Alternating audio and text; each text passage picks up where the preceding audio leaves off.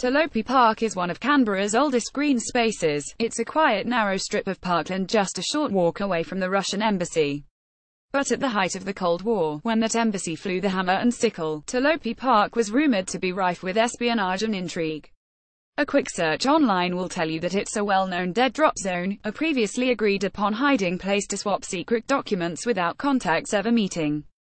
But try and find a source for that, and you'll quickly be met with whispers.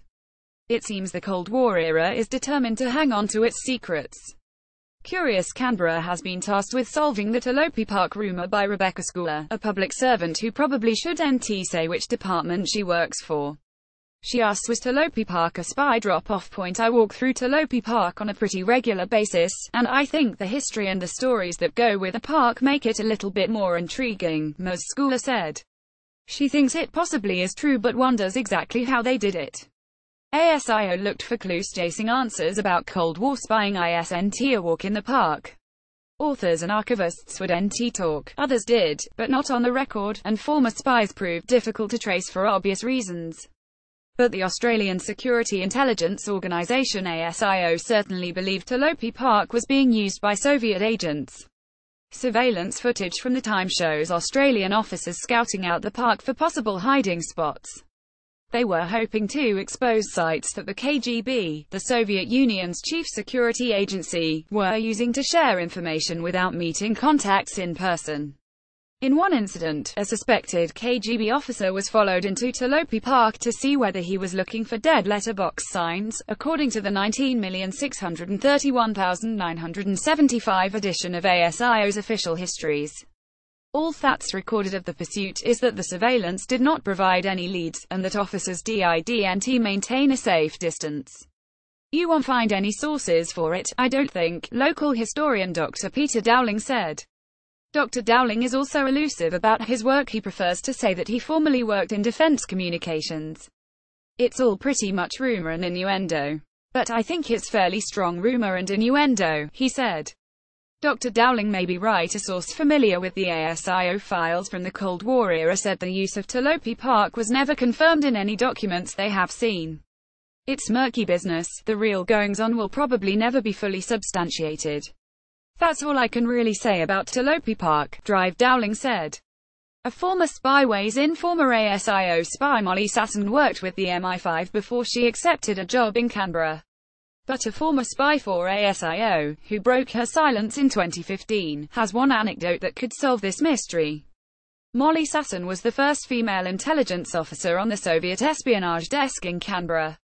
2 years ago she spoke to the ABC about her suspicion that ASIO had been infiltrated by a mole. Ms. Sasson had been following suspected Russian agent Vladimir Dobrogorsky for some time, and believed he was running an agent in Australia.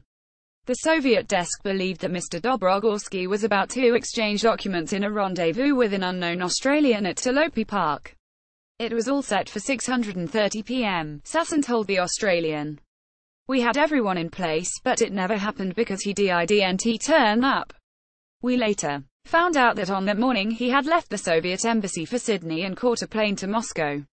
He never came back. I am convinced that someone within ASIO tipped him off. Despite several attempts, Curious Canberra was unable to reach the former spy for further comment. Seems SHES flying under the radar again. For now, her account is the closest we can get to the truth, and if you can trust a spy, who can you trust? One drop-off point we can verify whether Talopi Park was used or not. There's no doubt spies ran amok in Canberra, following targets to tailors, to the Narrabundah shops, and through the Kingston Hotel. At an underpass of a railway bridge in Hume, on the ACT border, Australia's most famous Cold War case began the defection of KGB agent Vladimir Petrov. That the railway bridge was used as the drop-off point for information between Petrov, who was at the Soviet embassy at the time, and ASIO agents to exchange information, said Dr. Dowling. Perhaps most absurd is the fact that a funeral parlor opposite the Soviet embassy in Griffith leased a room on its floor to ASIO. The window was always open up there, so it was common knowledge that ASIO were watching the gates, said Dr. Dowling. Mystery still surrounds the upstairs room of Tobin Brothers' funeral. That's part of the big game. If Talopi Park ever was used by spies, today it's more likely to be a drop-off point for kids heading to the playground than for secret documents. So, are mysterious figures peering from funeral parlor windows and letters exchanged under cover of darkness now merely shadows of the past?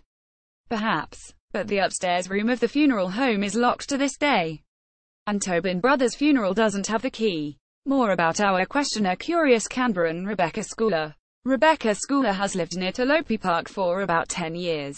She is also the president of the Kingston and Barton Residents Association. While she was curious about the rumoured spy drop-off point in the park, she'd also heard more detailed accounts that she's happy to dismiss. I heard that there was a flower pot that got moved around the park to mark the drop-off point, but I can't imagine a flower pot would go unnoticed, she said. Ms. Schoolers also helped us answer one of our most popular questions to date.